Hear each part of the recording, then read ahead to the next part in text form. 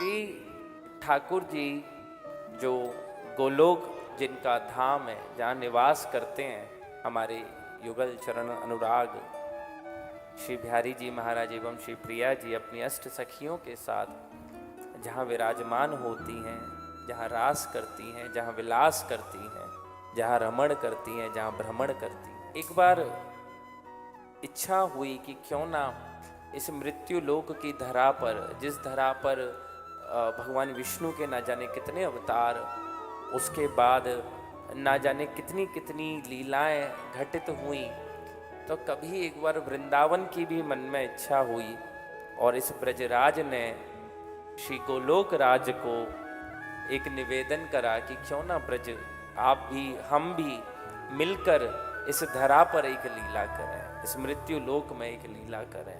श्री ठाकुर जी ने श्री ब्रजराज वृंदावन का, भाई ब्रजराज वृंदावन का अर्थ है कि ब्रज की राजधानी श्री वृंदावन में आप अभी लोग विराजमान हैं, ये हमारे ब्रजधरा धाम की राजधानी है। तो श्री ब्रजराज के निवेदन पर स्वयं श्यामा श्याम ने ये निर्णय लिया कि क्यों ना एक ऐसी अवस्था भी प्रकट हो जिस पे हम यहाँ इस मृत्यु लोक में आकर लीला करें। तब श्री ब्रज श्री ठाकुर द्वारा स्वयं प्रकट करे गए। इसीलिए इस ब्रज के लिए, इस वृंदावन के लिए मूल रूपेण हमारे पारिवारिक पुरोहित एक बहुत अच्छी बात कहते हैं। दीपक भैया यहाँ बैठे हैं, कुछ दिन पहले की बात थी, तो एक हमारे पुरोहित जी हैं जो पूजन कराते हैं अक्सर हमारे मंदिर में। तो दीपक भैया के साथ में एक कोई वास्तु का ज्ञानी व्यक्ति पधारे हुए थे मंदिर में पूजन कराते समय पे।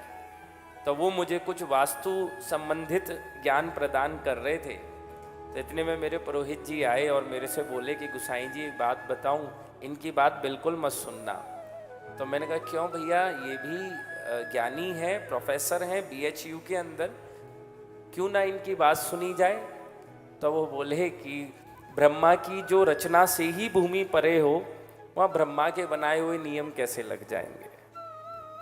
ये कमल का पुष्प और श्री वृंदावन, ये ब्रह्मा की बनाई हुई सृष्टि का भाग नहीं है, ये तो स्वयं ठाकुर जी ने बसाया है। इसलिए यहाँ आने के बाद आप शारीरिक अवस्था से तो अपने आप को मुक्त समझें, क्योंकि आपने चरणों के प्रयास से श्री वृंदावन धाम में प्रवेश कर लिया। इसका मतलब कि आप शारीरिक अवस्थाओं से तो मुक्त हो चुके। अब जो प्रयास है, अब जो मज्जन है, जो रंजन है, जो क्रियाएं हैं, उनका एक ही मात्र उद्देश्य है कि अब हम अपनी आत्मा को कैसे मुक्त करें। तो आत्मा की मुक्ति के लिए, जैसे शरीर की मुक्त करने के लिए आप चरणों का प्रयास करके ठाकुर जी के मंदिर तक पहुंचते हैं, ऐसे ही आत्मा की मुक्ति के लिए आप मन का प्रयास करके स्वयं ठाकुर जी तक पहुंच जाते हैं। तो अगर इस आत्म मुक्ति की इच्छा आपके हृदय में यहाँ पर हो या इस 84 कोष में हो, तो इसमें आपका शरीर सहायक नहीं बनेगा, आपकी आत्मा सहायक बनेगी। अपनी आत्मा के प्रयास से आप श्री बिहारी जी तक पहुंचने के योग्य बनोगे। अगर शरीर की मैं बात करूं तो हमारे स्वामी जी महाराज निधवन की एक लता पर विराजते थे, निधवन की एक लता कुंज में विराजते थे।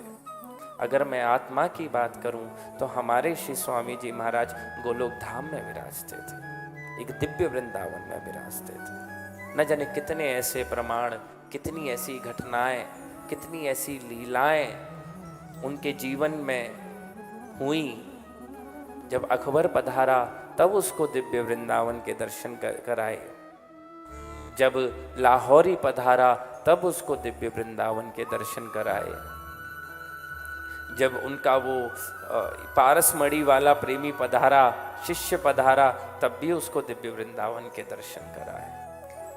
एक संत को जब आप निहारते हैं, देखते हैं, तो शायद आप देखते होंगे कि ये कैसी दरिद्र अवस्था में किसी वृक्ष के नीचे या यमुना जी की किसी घाट पर वो पड़ा है। लेकिन मैं बंधुओं एक बात बताऊं आपको, उससे ज़्यादा आनंद की गति किसी के भी हृदय में नहीं होती है। आपकी नज़रों में वो वृंदावन के किसी घाट या तट पे पड़ा है, परंतु मूल में अगर आपने आत्मनिवेदन करके उसको निहारा होता तो आप समझ पाते कि वह स्वयं श्री प्रियालाल की गोदी में पड़ा है महाराज, स्वयं श्री प्रियालाल की गोदी।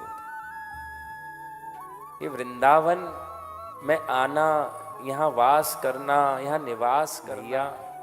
मैं एक बात बताऊं, मेरी चर्चा चल रही कहीं एक बार, तो गीता में कहीं एक ऐसा ठाकुर जी ने इशारा मात्र करा है। चार धाम हमारे उत्तराखंड से शुभम भैया भी हैं, तो चार धाम में आप जब भजन करते करते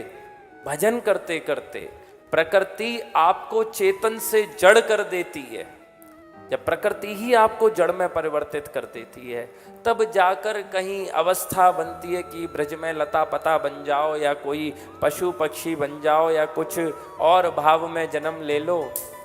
आप सोचो कि आपके सौभाग्य, आपका भजन कितना होगा जो ठाकुर जी ने सर्वश्रेष्ठ योनि प्रदान करके आपको अपने निज धाम में बुलाया है महाराज। तो न जाने कितने परम सौभाग्य, भजन प्रताप, न जाने कैसी अहेतु की कृपा, न जाने कैसी इस करुणा निधान की इच्छा जो हमें इस मातृ वृंदावन नहीं, ब्रज, संपूर्ण ब्रज 84 कोस। यह हमारे यहाँ तो बड़े बूढ़े कह गए हैं कि देखो, एक मजे लेते हैं ऐसे ब्रजवासी हमारे यहाँ पे। हर जगह ये बताया गया है कि यहाँ चले जाओगे तो उद्धार हो जाएगा, यहाँ चले जाओगे तो ये हो जाएगा।